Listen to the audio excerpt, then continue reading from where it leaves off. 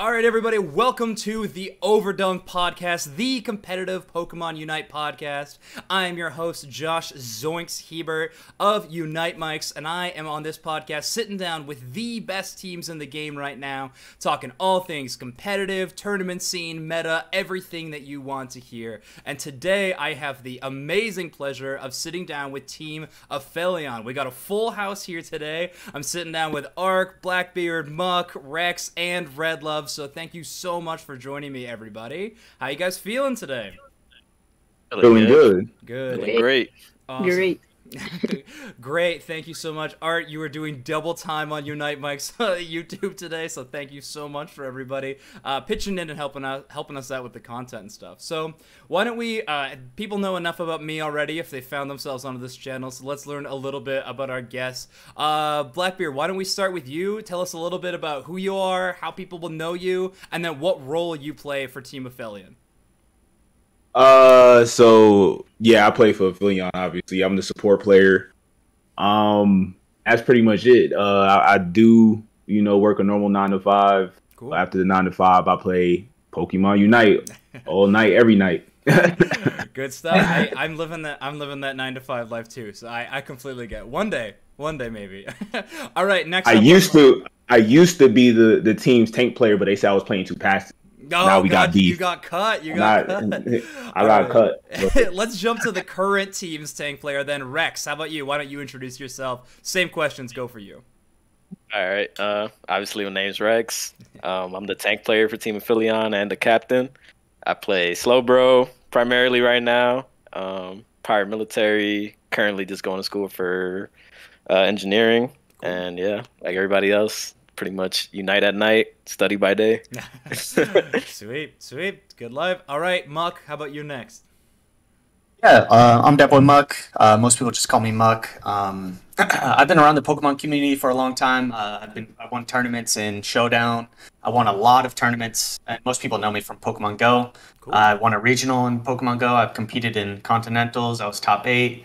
That's where most of my following outside of Unite came from. Awesome. But now I'm the jungler at Unite. I have a lot of mobile experience, but right now I'm just trying to be the best Greninja and the best jungler for my team.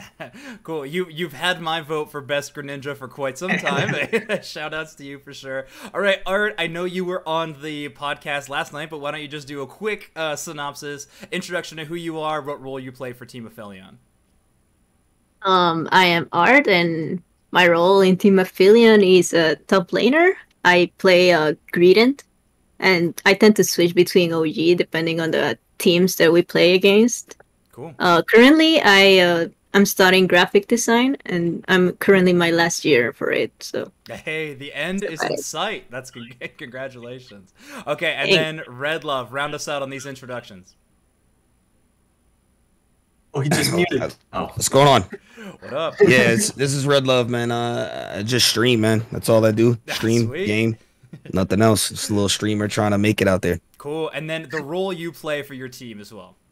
I run the attacker role. Awesome. Yeah, I mean, probably anybody listening to this podcast already knows your guys' roles, but hey, if this podcast could do a little bit of work in getting more eyes on the Unite community, I'd love to get them introduced to who you guys are and what you're doing. Okay, so guys, Team Aphelion, you are one of the very few signed teams in the game right now that actually has a org to back them up. Definitely a lot of teams have showed a ton of interest in finding one. We're seeing those LFT posts on Twitter and Discord, wherever we see them, but you are some of the lucky few to have that organization backing you up a little bit. Talk to me a little bit about that. How did that signing come about? Was it something that you reached out and found a connection with, or did Aphelion come looking at the group of you who were playing? So basically, the way it started was we had just won Masters 10 tourney. Okay. And somebody, one of the org, not an org, but a person hit us up about potentially getting us signed with an org that he's affiliated with. Ooh. And eventually, that org kind of fell apart, and he was telling us about this new org called Aphelion.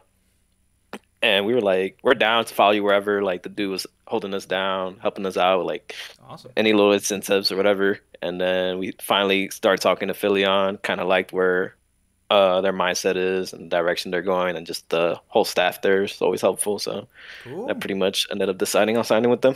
Awesome. Yeah, I mean, and congrats to you guys for finding that. That's super huge. Awesome. I'm glad you were able to find a home and have a more of a banner to lift up. I mean, I know the name, your old team name, that tire was pretty iconic, but it does look a whole lot nicer having your player names having Aphelion eSports next to it, I'm sure. A little bit of a little bit of a nice name card to have going with it. So, let's just talk a little bit more about your team org and stuff like that. Rex, you said they are able to help you out and stuff like that. I see their socials pumping you guys up constantly, not just giving you that premium gas, but they're also making sure they share your streams, everything like that. Have any of you gone into like content pieces with Aphelion, or are you guys like potentially, have you talked to any of their other teams, anything like that, or is this just sort of the first steps with this team right now? We're currently in the first steps right now. We're just kind of just playing the game and trying to represent them the best we can in this scene. Cool. Cool. Awesome. Well, then let's talk about you guys playing the game. So, Pokemon Unite, we've been out, what, maybe 6 months now? Almost? We're coming up on that time frame. 7 months. 7 months. Okay, past that time frame. So we've had the game for over half a year now. You guys, I'm assuming for the most part, have all of you been playing since release, or did any of you start kind of late? I've been playing since beta in March. Okay. Nice. Been quite a while for Blackbeard. Sweet, you've been grinding. I'm assuming the story is the same for the rest of you in that way. Yeah. I kind of. Well, you can go ahead first, Mug. I was gonna say, yeah, I started playing on the Japanese beta. Oh, nice. Yeah, on Switch, and I mean, I pretty much only played Greninja there as well, and I just fell in love with the character, and it's been a wrap since then. Yeah. Hey, it ain't broke. You do not fix it. That's great. Exactly. How about you, Rex? I kind of started playing because of Red. Like, okay. Initially, I wasn't gonna take the game serious, but I noticed like that Red was playing, and he's always been a good friend with me before Unite. Sweet. So I kind of started playing to play with him. That very cool. Cool. Red, how about you? Yeah, man, I started playing when the game came out on Switch, so I love MOBAs and I love console MOBAs. I was playing Mobile Legends right before this came out, so okay, awesome. I made the switch to this game. So sweet. Have you played any of those other like console MOBAs? I mean, Mobile Legends. Have you done like Smite or even the old? I started out on one? Smite. Cool. I went to Genesis. That was another console MOBA, Yeah. and then I went to Mobile Legends, and now I'm on this. So Sweet. any MOBA that comes out, I'm gonna be on. All right, sweet. Especially for console. Yeah, no, it's really awesome. I love that console esports finally getting a little bit of extra light with this game too. That's huge. Okay, awesome. So ever since inception, or at least as far as I've known your team to be, you have definitely been one of the best teams in the game in what is called a death ball composition. Now, some of you may remember times where that like wasn't the case. Maybe you were, but what I really think of when I think of Aphelion esports is I think you've honestly set the bar for what that composition can mean in Pokemon Unite. Now, for anybody who's listening who maybe doesn't know what a death ball comp is, it's a lot like what it sounds like. On cast, I've called it I've called it the Aphelion freight train.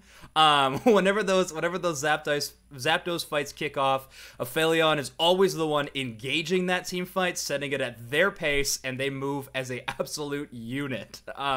You can always see just that entire stack moving around the map to target the target, finding those eliminations. Plays really well to a lot of your team's strengths. I know, Red Love, you love playing that Venusaur. Well, I don't know how much you actually love playing it. I know you play it so much. I don't know if you like the character, but I definitely like it. It just fits the play style. You know, I like to go in, so and that's what he's always been about. So right. Yeah. I'm going in when I'm on the Vita, man. That's it. That's good. That's good. I mean, that's awesome. You got to call that too. You got to make sure that your team knows that you are diving in, getting in their face, because Venusaur, a tanky Pokemon, has a lot of sustain, but in these high level, when you're playing the best of the best teams all the time, whether it be ladder, whether it be in ranked, you're going to need to have a little bit of backup when it comes to survivability. So I'm sure the rest of the team, you guys have adopted really well into this play style. Trying to Rex, is the Slowbro the pick? You were honestly one of the earliest adopters of Slowbro when it came, maybe even playing it quite a bit before it really became a meta staple pick at this point. You could even call yourself a pioneer of Slowbro if you really wanted to. What came about that decision to start operating the Slowbro? Was it because of this playstyle, or was it something more early game that prompted that decision? So I used to play Mime predominantly, and yeah. but Lax got that bug for a little bit, or I guess it's not a bug anymore. And then So then I kind of liked the way the buffs they made to Bro. They made him a lot tankier because I was telling them like I started playing Bro before the patches they made to him, and I noticed like he just wasn't tanky enough. Like I talked to Black about that all the time. Like, yo, this character gets tankier, like he is gonna be a problem. And like as soon as he got the tank buffs, I was like, yeah, this character is gonna be sick. And then it was reinforced by the fact that D Knight was such a force this like last couple months or last month, I mean. So I noticed, and late game we're just such a team fight type of team that I noticed triple surf is just one of the best moves in the game. As long as you get a bro to level 11, like he is gonna dominate late game with the triple surf and setup stuff. Because all I really needed to do is help Red and let Red and Muck take care of everything. Yeah, that's a good call. And I mean, at that point too, when you're engaging in these late game team fights, you're always in a situation where the battleground, if you will, is so much more close quarters. Pokemon Unite has like these really wide open lanes, allows for you to get away from these like bigger area of effect moves like Surf. But when you're in a Zapdos pit, that does not exist. Your Surf is going to be landing and like hitting a ton of CC, especially on that triple surf. So, all right, well, speaking of hero picks and kind of like what is defining your team as a team fight team and everything, Blackbeard, I gotta ask you, I think you're the only Eldegoss player around that's not running that EXP share on your Eldegoss. Talk to me about the decision behind that. In short, my team is very, very aggro. Yeah. So to keep up with that, I had to run focus band. Gotcha. Okay. And the only real negative is with experience share. It does enough, but I feel like you can kind of you could deal without going. Yeah. You can circumvent it for sure. There's different angles you can play, especially when you're playing that aggro, right? If you're not getting that extra leaky experience into Red Love needs to take it by earning KOs. Right. So, I mean, exactly. Just a little bit more of a carrot in front of your attacker DPS, I suppose. Yeah, there's no real set build I feel like in games like this, you always kind of just build how you want to build around your team. Yeah, that's makes pretty a lot of sense. Yeah. Yeah, I really like that. I think you're one of the first teams to really define, like, if we are going to go on a playstyle, we are going to go all in on a playstyle. And so that's going to be these slow bro picks, these item options. I think it's really cool. I love that you're one of the first teams to really define something like this and push the meta in such a way. So very cool. Congratulations, guys. Muck, you are one of the players that has a little bit more of that variety available to you in the roster. Being that jungler, it really seems like every patch we have a new top tier jungler. But the Greninja's what you made your name on for sure. What do you like playing in that jungle the most? I mean, Greninja works, but what about this play style? What kind of jungler would you love to have with this giant teamfight aggro rushdown setup? So in all the MOBAs I've played, I've always played AD carry. Cool. So when I first started playing, Greninja was just like, in my opinion, he was just the premier kiting AD carry with water shurikens and stuff. Yeah. And it allowed me, because I started playing solo queue, and water shurikens with the heal was allowing me to do really insane things like just 1v5s and all kinds of stuff. Cool. And it's slightly been toned back, every couple patches. Greninja seems to catch a nerf. Yeah. But yeah, so it really just came down to playstyle. Like, even when Cinderace was the premier meta jungler, I was always playing Greninja just because it just fit my playstyle better. I like being able to have self-sustain and, allowing my team to play around each other, and I can just kite around the back and clean up at the end. Cool. So yeah, and I mean, and lately I've actually moved on from shurikens to surf, and it's just helped the team out immensely, being able to secure all types of dreadnoughts and stuff. Yeah. And yeah, I don't know. I personally just really, really enjoy the playstyle from Greninja, and being able to run focus band is huge. Like, it allows me to do a lot more things that I don't think Cinderace is able to do. Like, I invade a lot and all types of stuff, and with the focus band, I'm able to get out of a lot of sticky situations. Cool. Cool. Yeah, I mean, Focus Man gives you not only those statistical defense buffs, but honestly, that's saving grace on whatever second cooldown it is. So yeah, that Focus Man definitely coming in clutch, of course. Art, I'm really interested to talk about your Greedent in this Deathball composition, because the Greedent most commonly seen in this like solo lane push, but also a little bit of that jungle invade. When it comes down to these like late game team fights, I want to talk about these post 2-minute Zapdos initiations. Red Lover Rex is screaming go go go, and now the team fight has actually begun. What's your job as the Greedent to slot in there? I know sometimes it's going to be OG who's going to be running that extreme speed in these situations, but when you're on the Greedent, what goes through your mind when that engagement kicks off? Usually I just come and try to stun with COVID.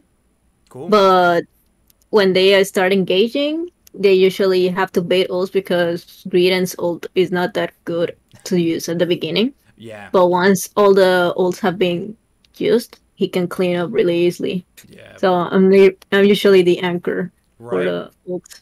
Cool, that makes a lot of sense. I mean, yeah, baiting alts is a part of every MOBA, for sure, but I think in Pokemon Unite, it matters so much because there's always that key thought in your back of the mind. This 2-minute team fight will define almost everything about a game. Not always, but almost everything. So yeah, those baiting of alts is absolutely huge. So yeah, especially with the body barriers. Like the other MOBAs don't have these body barriers. You can make an ambush and they can't get saved, but in here, body barriers save everyone. Yeah, Buddy Barrier, a massively powerful item, been top tier meta since day one. Let's talk about that question for the group. What do we think about Buddy Barrier and just the effect it has on the entire game as a meta? Do we hate it? Do we like it? Where are we at with that? Anybody can answer. You hate it. Okay, Blackbeard hates it. Talk to me about that. I just feel like it saves people from doing bad plays. Okay. If that item wasn't in the game, or it might have changed, maybe they nerfed it to something like it's actually a buddy barrier. It doesn't give you a shield to the user. It will only give shields to your teammate. Yeah. And maybe that would be useful, but as far as everything else, I just feel like it saves people from making it. It saves people from making bad plays. Yeah. Okay. So if they take that out, jail free card thing. Yes, definitely a get out of jail free card. Without that item, I feel like a lot of, certain Pokemon, certain players wouldn't play. They play like that because they know they have to like. That makes a lot of sense. I mean, especially when you're describing it as if you'd only gave to a teammate, in the back of my mind, I'm like, that item would probably still be super good and everyone would run it. So if you're literally minusing half of the value and it's still in my mind a must-pick item, yeah, I think it's pretty good. All right, other people, thoughts on Buddy Barrier? Yeah, I just think it's over-centralizing. It's kind of like how, D-Knight was the premier over-centralized jungler. You had to run it in every comp. Yeah. Same thing with Buddy Barrier. You've got almost every single team is running 5 Buddy Barriers, and I think that's kind of like the staple, like that everyone has to run. There's literally one, premier player that isn't, running it. And it's Elo. He runs triple damage, but that's the only guy who isn't running Buddy Barrier at the comp level. Yeah. And I think if there was just a little bit more leeway, I think it would. I think it'd help the game out a lot. Because, I mean, like it's kind of toxic how. You can just stack 1,000,000 HP worth of shields and flip the Zapdos and still have a shot at winning the game. Whereas, the truth about them stacking too, that may be kind of a keystone of why how they are so broken. Having more than one Buddy Barrier stack is pretty absurd. I think that could be true. All right, awesome. The rest of you three that haven't spoken on Buddy Barrier, any hot off the take opinions about the thing? Does anybody like it? I'm curious about that. Does anybody like the item of Buddy Barrier? I'm like in between. Like I kind of like it because it's a different. Like I've played a bunch of MOBAs before, and like everybody said, this hasn't been present in other MOBAs. So I kind of like the fact. And to be honest, like if Buddy Barrier wasn't there, like junglers like Absol and Charizard would be a lot more annoying to deal with. Yeah. Yeah, those assassins would be a nightmare in Pokemon Unite if that was the case. Yeah, how fed junglers get in this game, that'd be absurd. It'd be toxic. It's nice. But my biggest complaint about Buddy Barrier is not really just the team fight aspect of it. It's more so the score shield. I Okay. don't like the fact yeah. that, like, to me that is so cheesy. Like the score comps, I dislike score comps so much, and it's just the main thing about it is just the buddy barrier. It's just too strong for it. Like it makes it too good. Like even if they axed it maybe a little bit further, more like give them less shield piloting, it'd be a little bit better. But it's too strong, dude. Yeah. It's like everybody's saying, it's just too strong. Yeah. Yeah, I think I'm with you all. I do think it needs to see it being toned down. I don't hate it as an item. I actually really do like the playstyle of it hitting just one other target to get that heal. But yes, it is absurd in how much it gives you, how much extra value it's giving you. And yeah, I see Muck, the jungler, wants all those pesky shields to go away so he can just surf through the entire enemy team. I see you, Muck. I see you. Okay. Well, what I wanted to talk about, other than, so that's the meta that you guys are playing. This death ball meta, it pressures into some enemy teams really, really well, especially if you can bait out some ults early and then still be alive to swing through and take out the rest of the team. Also, what I've seen when I've casted you guys is that just that chance of how many fights Aphelion takes is that you're really never out of the entire game, almost ever, because at any moment, one of these fights that you're engaging, one of the 900 during the game that Aphelion chooses to throw at the enemy team, any one of those in terms of comeback experience could throw you guys right back into the game. So good on you guys for having the, moral and staying power to keep yourselves always within the game. But let's talk a little bit about team stuff, team-wise. So Rex, I know you're the team captain, and I've listened to some of your streams and things like that, and just the team streams. I know that you're mostly the macro shot caller in game.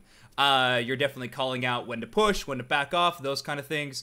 Have you been a shot caller in other games that you've played before, or is Pokemon Unite the first one that you've sort of done this in? I've been a shot caller pretty much every single game I've ever played. Okay. And it's funny because when I first started playing Unite, like even Black can answer this one too. Like I told him, dude, I do not want a shot call. Like I didn't like doing it anymore. Yeah. And like at one point I got tired of losing tourneys, and I'm like, I'm just gonna shot call and see what happens. Cool. Because Black's like, yeah, you got a shot call, bro. Give it a try. This and that. The first time we ever heard this man take the game serious, we won the tournament, and it was the first time he was shot calling. Like, and we were like, after that, bro, everybody shut up. He's the new shot caller. Cool. I mean, that is really cool. Not a lot of teams right now have that kind of control tower in terms of a role. So, but being on that tank role has got to help you and stuff for sure. But I know, honestly, mostly when I'm watching games, I'm watching that bot lane early. It's the most exciting. A lot of Pokemon down there. A lot of fun. So, Red and Blackbeard, I know you guys are doing your fair share of calling too. It's usually coming a little bit more down to the micro stuff, and maybe not as big endgame stuff, but I know everybody gets to say their piece. Rex, you are a shot caller, not a dictator, at least in my opinion. I'm not going to ask the rest of your teammates what the definition of that is, but yeah, no, I think that's good. But Muck, when it comes to calling out for your team, what kind of things does a jungler have to say to the rest of the squad when they're coming? Is it just when you're ganking, or what are you communicating to the rest of your team, and what do you need from them in terms of intel to play your role best? Yeah, so pretty much the early game, my job is to locate the enemy jungler and give proper information of when the enemy jungler is going to be ganking, where I think what camp he's at, and stuff like that. So I'll let them know if I'm farming and I need to get 9, if I need them to leave a Dino bot so I can get a little bit more XP. Cool. Just that type of thing. Just making sure my team doesn't get ran over by the enemy jungler at a bad time, at a time that they're not expecting, and stuff. Because there's guys out there like Toon who are kind of making the meta, the jungle meta their own, where they're not ganking at specific times. Where most junglers are ganking at Bs, but he's doing things where he's taking one buff and running straight top, or he's stuff like that. He's really ahead of other junglers when it comes to pathing. So I try to keep my team informed so they're not getting ganked at a weird time. Yeah, especially when that's a specific team situation that you have to prep for, and you're not usually used to it. You get that general rhythm. That stuff can throw you off for sure. Yeah, the jungle meta is always constantly fluctuating. And let's face it, I mean, TTV being the like biggest name in the game right now, they're definitely going to be like the lanes to beat. So not just the jungle, that bot lane, that top lane. What would they do? A lot of people try to emulate and beat. But what I really like about Aphelion is you guys are running your own stuff. I mean, like I said, no one's running that death ball like you. No one's engaging in these huge team fights like you, and it's proving to be a really huge value. So, okay, before we get off meta discussion, there's just a couple more things I wanted to ask you about big roles, because I have you all on the podcast here, and you're trapped here, and you can answer my questions. Talk to me about slow smoke meta. It's this new buff. It's a new thing. We already hate Buddy Barrier, so I'm interested to see what we think about this insanely strong 40-second cooldown slow smoke. Anybody can say. Broken. Overtuned. Okay. Broken. Just slightly overtuned. Just slightly overtuned. I think if, they timed the timer back just a little bit so that you couldn't just smoke off everyone from all the, important camps, I think it would be in a lot better spot. But in general, I think the battle items are almost balanced. Yeah. I mean, just the other day, I just took a screenshot. Every single one of us was running a different battle item, and I think that's really cool. Yeah, and I don't think a lot of teams are doing that. Definitely. Yeah, exactly. You got a pocket full of full heals or a full roster of eject buttons. I mean, you sort of got your coin flip of either side that you're going on. Exactly. Red Love on that Venusaur. I mean, it's been pretty much a staple to have to run that full heal for a long time, because you got to get up in there, and you're a prime target for CC. So, is there any chance that Venusaur starts pulling out the slow smoke for those later game engages, keep them within range of that Pedal Dance Giga Drain, or is that a bad read on what I think Venusaur should be doing? I mean, I've been trying it slightly. It just doesn't seem worth. I mean, it's on the same cooldown as full heal, and like you could smoke people, but as soon as you get stunned, like that's it. I really don't see that much value in it. I've been playing around with it a little bit, so honestly, instead of going that, I almost think it's probably even better to go X attack if you're gonna go slow smoke, because X attack actually really isn't that bad on Vina. But it's the same difference. It's like, why? As soon as I pop that, I get CC'd. Either one of them. Like if I pop slow, I get CC'd. Yeah. If I pop X attack, I get CC'd. So then it's literally pointless as soon as I do it. So it's almost I just don't think it's worth it. Yeah, especially on Venu when you're just so susceptible to that CC. I mean, it counters your big game plan that you're trying to rush into. So that makes a lot of sense. X attack is interesting though. Have you been experimenting with that battle item much? I've seen you play it a little bit. I don't know if I've ever seen you play it in tourneys, but up until this recent new tournament admin mode, I couldn't really see what people are playing very often. So are you running that X attack in tourneys now?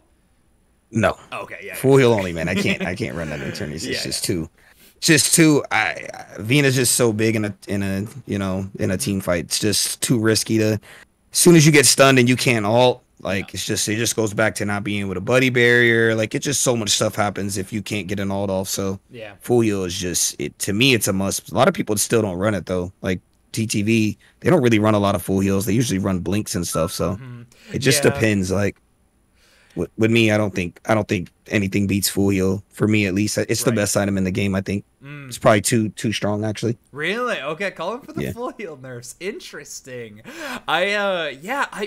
I have stuck to eject button for so long, but only because I've played other games where Flash exists, and it's just so hard not to pick Flash. And it's honestly more of a crutch pick at this point, probably, if I'm being honest with myself. I could probably do more. Well, you get really good with positioning. Like, it's really not that bad having Blink. Like, that's why TTV can kind of, like, get away with it, because they, like, really are good with positioning, so they can use that Blink when they're out of position, you know? So it's like, they're similar. It's just it's a lot more risky playing with Blink instead of full heal. Full heal, it's up every 40 seconds. Every single fight, you're gonna have a full heal. So it's like that makes a lot of sense. It's a little different. Cool. And actually, let's talk about positioning just for a sec in this late game situation. So on cast, I'm a color caster, so my job is to try to be informative as I can, but I can't help myself. Whenever it hits those 2 minutes, all I can rant about is where the teams are positioned in these final fights, because I think it matters so much with how small of a map Unite is and how like much you're able to gather information so quickly. I think it proves to be a huge deal. So talk to me a little bit about when Aphelion is not already in Zap Pit at that 2 minutes. When you guys are pushed out, what kind of becomes the game plan? How do you find a way to throw a team fight into action? Are you looking for a straggler on the outside? Are you trying to find an angle in that top or bottom angle? Or are you pushing right through that center lane most often? Or is it just completely situational? It's completely situational. Yeah, that's probably usually it depends. Like if we don't got Zap positioning, we're gonna find a way to get in. Yeah. If that's by me throwing a surf somewhere, or if that's somebody pushing top, like we're gonna find a way in. And then usually, like we'll see, like you said, a straggler. One person will try to push in, and while that's happening, like sometimes they'll see somebody coming from top, and the rest of the team might push up top. So it'll be like, oh, this guy is free right here. So we'll usually slow brawl him, kill him, and then join the other team, join the rest of the team to fight. All right, makes sense. Yeah, I like that. It's been kind of a cool part of the meta that we've seen develop is teams will like spread out to block goal zones, but they'll also have to pick specific bush to actually watch out for teams. Teams will have started to bait now, which I think is so fun. He'll send out like a lone Lucario and just say, "Oh no, I'm all on my own," and then surprise immediately that is not the case whatsoever. But yeah, cool. So that is what I wanted to talk about in terms of meta. So we know, Rex, you were that shot caller in-game. How about your guys' team prep outside of game? So this doesn't have to be just in Discord chats or things like that, but even like in between queues on Ranked Ladder and things like that. Is there like one brain behind your operation when it comes to figuring out team comps, when you look at the patch notes every time, try to figure out what's going to be best in an upcoming tournament, or looking at a team on the other side of the bracket that you're going to have to face up against? What's the situation like that? I know that no teams right now in Unite really have coaching per se. I mean, everybody's got their own little individual things, but no one's got like team coaches exactly. What do you guys do in those cases? Is there one person that's sort of the brain of the op, or is everybody pitching in all the time? I predominantly do the VOD reviews. I mean, Black recently, he's been really good about coming in and studying with me or studying on his own. Like he's really put in the work, I feel, lately, even more so than me. I don't know about the rest of the team, because usually with any information that I get or any ideas, like I'll talk to them individually, or I'll even talk to Red. Like I'll take time out the day and talk to him for like 30 minutes and be like, what do you feel about going this, or what do you feel about that? We're always theory crafting. That's the thing. Like we're never trying to stay stagnant. We're always trying to evolve. We're always trying to push the meta. Cool. Yeah, I mean, it's working. You found so much success already. So yeah, that's huge. Awesome. Yeah, so Blackbeard, you have been getting into the lab recently too, trying to polish up your own game, but also trying to find new angles for the team and everything like that? I wouldn't say it's mainly for the team. I've been looking at VODs mainly for me because Cool. You know, I just feel like sometimes how I think about the game is not on the same page as Enrix. He is the captain, so I recently been watching the VOD so I could be more on the same page with him instead of being like opposite, because I feel like I was doing the opposite of what he wanted. So I was watching VODs and pulling Enrix along, so I can kind of break down his brain. You know, not do the wrong thing, I guess you call it. I got you. Hey, everyone's improving, and that's awesome. It doesn't even just have to be in an individual performance level. It's at the level of just communication and actually making sure everyone sticks to a game plan. That's huge. Awesome.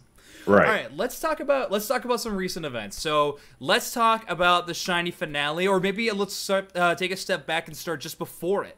The Shiny League event, you guys earned top seed. You grinded, you got a ton of these huge first place wins. You went on an absolute just barn burner throughout this whole series, and you were given that first seed. Was that always like the game plan? Obviously, I know the game plan is always to win, but was the end in sight being we need to get this first seed for that Shiny finale? Well, at the start of October, like we weren't taking the game 100% serious. Like when Shiny was announced, we kind of were like, yeah, we'll play a tournament, see how it goes. Oh, okay. But like, but go into like November, especially after the first tourney win, we're like, yeah, let's like really take this serious. Let's play every single tourney. Let's try to get first place. Because at the time, like, I'm not gonna say, you know, we weren't respected, but we definitely weren't you know, looked at like we were a great team. Sure. Like there was still a lot of doubt casted on us. So we wanted to make sure like, and we don't really care what people say. We're always the team where like we don't care what people say about us. We're just gonna play our game. We're gonna stay in our lane, and we're just gonna do what we do. Cool. At the end of the day. Yeah. So November, definitely at that time frame, we were definitely like, yeah, we're gonna be first place in this league. We don't care if people are saying TTV this, bad macro that. We're gonna end first, and that's it. Yeah. Oh, awesome. You guys proved it. You earned that top seed. I honestly, if anybody is saying you're not a top team in the game right now, they either don't watch this game whatsoever or are just blatantly wrong. So you guys have earned that position. So congratulations, of course. Yeah, I know a small color caster's bump isn't the biggest thing in the world, but you've earned it for me. So congratulations, guys. But all right, let's talk about this Shiny League finale then. So I'll bring up the bracket on my stream here too. So we so you guys entered in first seed. You got a couple of wins in your first couple of rounds. You went up against Tamagotchi Crew, a team that we definitely have seen around before, but haven't had like the best of results. But you're able to take a nice 2-1 over there, and then you also beat an Apes Unleashed team in 2-1. Talk to me about that game. Apes Unleashed, a really solid EU squad. I know Sixie's in that top lane. You got some solid players on the other end of that roster. How well do you guys match up against Apes? Historically, we've always really had a great matchup versus them. They're a really good team. But in the specific match, in the Shiny League finale, they really threw us a curveball when they ran Talonflame top. And Sixties is known for his Lucario play, and then when he threw us, I was really not expecting to play against a Talonflame top, and that definitely threw off the game plan like a lot. We were 100% we were expecting to play against a Lucario. Okay. So when we were playing against a Talonflame, me and OG are messaging back, because it's me and OG, but we were messaging back and forth, what's the game plan, how we're gonna approach this and stuff, because that was definitely a curveball. But historically we've always paired up really well against them. Okay. So yeah, and it was a great match. Like those boys are really good at the game. Yeah, and absolutely. Apparently they're extremely versatile, but we just we were the better team that day. Talonflame top is a wild choice. Like I'm trying to think of. I mean, you're mobile for sure. Once that Pokemon presses all their buttons, they're just they're dead in the water. So I'm shocked that is like a solo lane option whatsoever. But cool, you guys were able to take that match. That was huge. So then you go up against Team Shiny in the winners semis, and you win that game 2-1. This is a huge game. You guys were able to knock Team Shiny down to losers in this first bout you had with them. I know there's some unfortunate news coming up in the future, but a big game here for you guys. What pushed you over the edge against Team Shiny in this first matchup? I think predominantly was that we were going in and we just wanted to make sure we showed everybody that we're one of the top teams, and we were motivated to beat that team just in general, because we always had good matchups against that team specific. I would say even more so than Apes. I think the hardest matchups we have is probably TTV and Apes. Team Shiny, we kind of, especially that series in specific, not the second one, but the first series against them, our bot lane was doing really well. We were securing every day. We were putting the pressure on them and stuff, and Muck was coming down and helping us get Dread and all that. Cool. But I think the main thing that separated us between us and Team Shiny that series was that we dominated pretty much every single team fight late. I don't think we lost a team fight that series. Yeah. And it would have been a 2-0, but we ended up getting zapped, and everybody died even after we won the team fight. So we got zapped for no reason, and they made a big comeback. I remember so kudos to them. This game, dude. I remember we casted this. No, I didn't cast this game, but Crashy and I were talking outside of it, and I was like, man, Aphelion just won that game 3-0. That's wild. I can't believe they took that whole series 3-0. Impressive. Because that second game, man, that was some unfortunate stuff that happened. So glad you were able to stick it out on top in the end. Welcome back, everybody. Discord just having a rough day today. Not doing its best for sure, but cool. Definitely. All right, so you guys were able to take down Team Shiny. You had the rest of the bracket kind of spells itself out. You had a unfortunate loss versus TTV, and then you had to face up against Team Shiny again, and this time they were able to pull out the win versus you guys. I know Rain was pulling out that Garchomp in a few situations. We were talking about Talonflame. Was the Garchomp a surprise pick for your team, or had you expected something like this coming in? I don't think he He didn't play that right? against us. Oh, Yeah. he played against you guys. Yeah, Okay, they wouldn't play got that it. against us. Nah. No, We not were in- expecting it though. Yeah. No, Garchomp, he played TTV. Gotcha. He used Garchomp with. I think what happened that series, if I remember, it's like that whole day, if we just had 10 more seconds in certain games, we would end up winning. Like a lot of the times, like we would get zapped and like we all couldn't score or we would die or like we would run out of time. And with them, I remember first game in specific, I think we ended up getting zapped, but only one of us scored. So I think that was literally the theme of the day. And then Yeah. second game, I think they just won outright. Sure. To be honest. Yeah. Yeah, but just some unluck in that first game, and then after that, it's tough to come back from that stuff like that for sure. I mean, you had an onslaught of a tournament and everything like that, but cool. So then TTV. Well, the second game with them was where we had the Rotom push in and we could have scored and we didn't. That was the second Oh, game. that's right. Yeah. Yeah.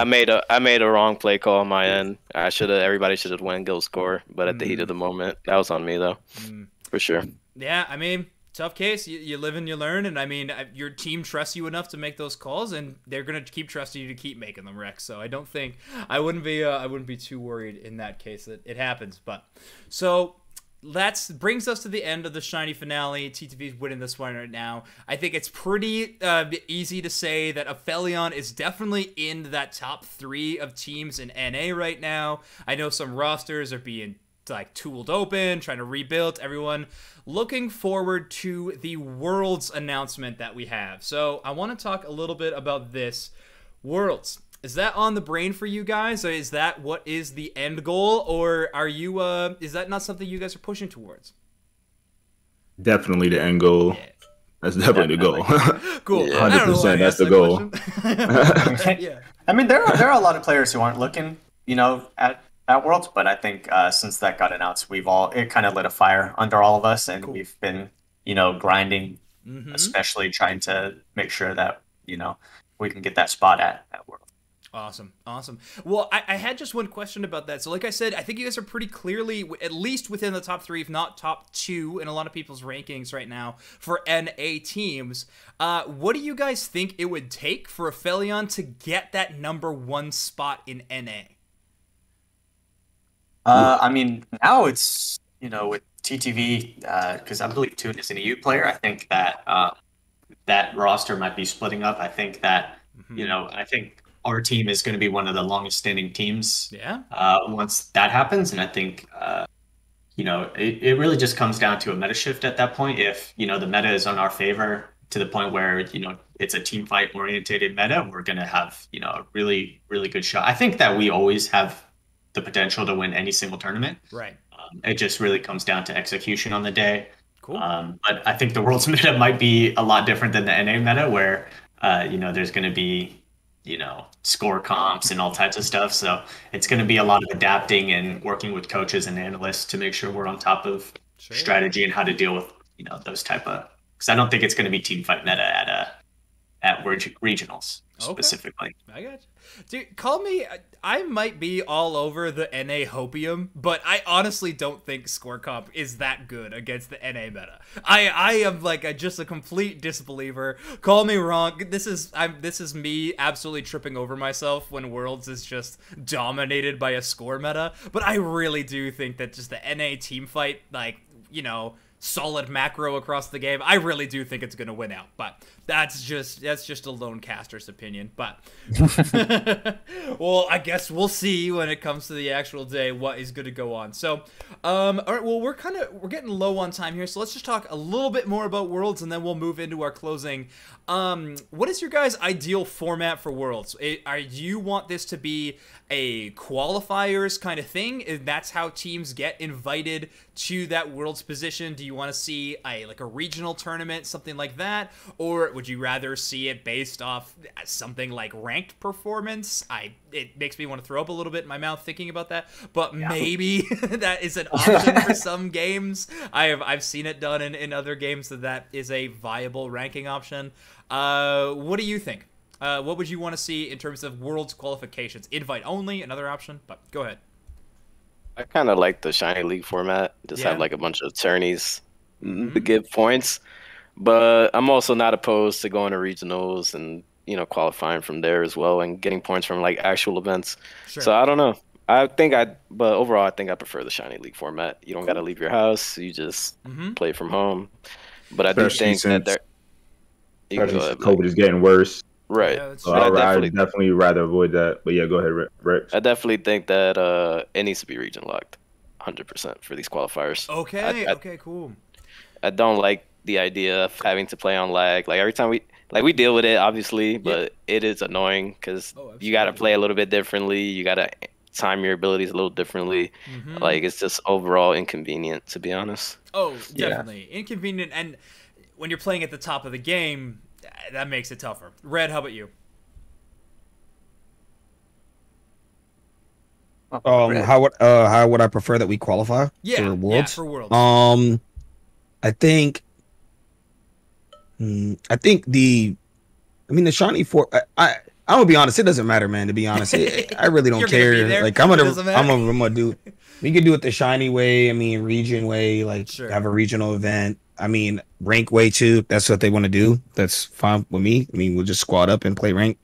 Whatever. Like, but it's not really that big of a deal to me. The Shiny League format kind of seems pretty decent. Usually, most tournaments that I know about, that's how they do it. Or most like big events, that's how they usually do it. Like, small tournaments or regional tournaments, and you get points through that. Yeah. And then by the points you like qualify, something like that. So, I mean, that's fine. It's not an issue no matter which way they do it though for me. So cool. Awesome.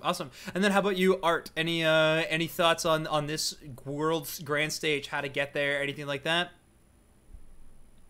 I'm very excited for Worlds, but I don't know if it's actually gonna happen. That's the problem. Okay, knock on wood. Yeah.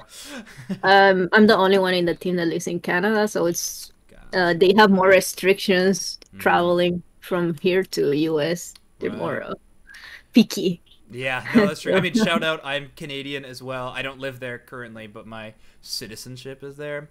Now I'm Chicago, so you understand. Yes, no, I definitely do. I've been trying to get my parents out here for a while, so I I get it. It's rough for sure. And then Blackbeard, you were mentioning just the COVID, the way the world is. Having a LAN before August seems risky at best. Yeah, Blackbeard, what do you think? I'm pretty much with Red. I really don't care. Sure. I do think that our team, we might talk a lot of stuff with each other and stuff like that, but I think our team type of way to qualify for the Worlds. So it doesn't really matter. It doesn't matter how to get there. It's just playing the games and playing properly. Cool. I love that. Yeah, you guys are going to be there no matter what. So it doesn't matter the road to get there. I like that a lot. Cool. Okay. Well, awesome. I mean, the goal is Worlds for all of you. Admittedly, the goal is Worlds for me too. Not as a player, but try to get there and talk to you all in person in London. That would be so much fun. But all right, that brings us to the end of Overdunk. Everybody, thank you so much for joining us. I want to just have one final question. I'll ask everybody on the team. We'll end there, and then I'll give you everybody a chance to sell out, shout out, all those kind of things. I want to just hear from everybody in their role. Just one tip. If we got a new player entering the game that wants to listen to this podcast, wants to be where you are, be like Mike, if you will, and like hit this top level of the game, what is just one piece of advice that you would give to a new player to hit the competitive level? Muck, why don't we start with you in the jungle? Yeah, I think if you want to take your jungle game to the next level, it's about figuring out ways to snowball your team's lead. So whether that's, invading after the first bees and stealing the jungle buffs from the opposing jungler, or it's, doing a crazy route where you take your red buff and run straight top to steal napalm Yeah. of the opposing top laner. You just got to look for unconventional ways to catch the opposing team off guard. Ooh, the old mix 'em up. I love that. Exactly. All right, Rex, how about in that main tank role? What's one tip that a player can do to get into that competitive sector? The thing about tank is that you got to know what every other character can do. So I would That's true. honestly say you got to you got to play every character, or at least be around people that play the prominent characters. Because if you don't know what a character can do, or you don't know what their damage ranges lie, you can't really be a good tank. Because you need to be able to know what you can do, how much damage you can take. So I would definitely say study the game and study the characters, I love and that. learn positioning for sure. Damn. My dream journal is going to be full of things that I need to meditate on. So how about you, Blackbeard, support player? As a support player, to to kind of play at a high level as a support, you have to learn that there's no one way. You got to support your support player, as the word says, support. So you got to support the team and support how your team plays. Sure. So just because one team is running X doesn't mean you have to run X as well, because that might not be the way your team plays or the way your team needs you to play. I like that. So yeah, you just gotta keep playing the game and make sure you're supporting your team in the way that your team as a collective plays it. Awesome. Cool. Art, how about that solo top lane greedent? It doesn't have to just be greedent, just in that top lane role on any kind of competitive Pokemon Unite team. Any shout-outs of a specific idea you'd want to do? None. I don't. I'm not sure how to answer. Yeah, no, it is a pretty vague question. I'm sorry, but okay, we'll just say tune into your stream, right? That's where everybody can learn to adapt and get better too. Okay, how about you? Yeah, go ahead. What's up? Yeah, that's what I was gonna say. That's for sure. Just tune into my stream. That's where I teach how to do my top lane stuff. Cool. All right, that's where all the good intel is. Red Love, how about you in that attacker role in that bot lane? What is y'all took the words out of my mouth, man. If y'all want to learn how to play any role, I ain't trying to DM the teammates, but any role, man, y'all come through. I'm gonna teach y'all the right way to play. Like, it's just as simple as that. Like, there's people always think they know what they're doing and how to do things, and it's just, you got to understand, it's one of my favorite lines to say about this game, but it's levels to the game. Like, it's just literally levels. Like, you might be street level and you feel like you're college level. It's just levels to the game, man. You got to go through the levels to get to the proper spot. And at the end of the day, there's no easy shortcut. Like, there's no easy shortcut way. Like, you have to grind and you have to put in the work. You're not going to just because you play rank and you win against TTV, or you beat us, or you beat any quote unquote top team, like, it doesn't mean that your world's ready. It's a lot that goes into it. And when you play in a tournament and you play against real teams and real people that are willing to shut down the stuff that we know you like to do, it's a completely different world. So like, just gotta be ready to put in that work. I hear you. Cool. All right. Well, then why don't you start those sellout shout outs? Where can people find you on the socials, Red Love? Well, the Red Love on Twitch TV. You can just hit me up on there. Cool. All right, Blackbeard, you next. Where can people find you, follow you, all those kinds of things? Just Twitch and Twitter, and also on YouTube. My name is Blackbeard TV. The L in black is actually the number 1, and all my socials are the same. So Blackbeard TV, all my socials are the same. The letter L is a. That's it. Nice. Got that number in the name to prove you were an epic gamer. Awesome. Rex, how about you? You could catch me on Twitter, predominantly RexAE. Yeah, pretty much it. Cool. Nice. Muck, how about you? Yeah, DapWinMuck on Twitter, and hopefully this week, if all things go well, you should be able to catch me live on Twitch as well. Ooh, the premiere. Very exciting. Sir. Love to hear it. Art, how about you? Shout out. Where's your stream? Where's your socials? Give us all that. My Twitter is basically my name, or Trio, just add one extra U. But for Twitch, is TTV_Trio. The only 2 U's. Okay, awesome. All right, everybody. Well, now you know where to find them. Make sure you go tune in and support Aphelion eSports. This team is making waves, setting the pace in a lot of these metas, and I cannot stop watching them and casting them. My name has been Zoinks. If you want to see more of this gameplay, go to their streams. But if you want to see past tournament gameplay from them, go tune in to the Unite Mike's YouTube. We have cataloged so many top competitive games. We have commentary casted over top of them for your enjoyment. Best place to go take a look back at what the best of competitive Pokemon Unite has been thus far. So go check it out. My name has been Zoinks. For Atreyu, Blackbeard, Red Love, Rex, and Datboy Muck, this has been Overdunk. Thank you so much for joining, everybody, and have a fantastic night.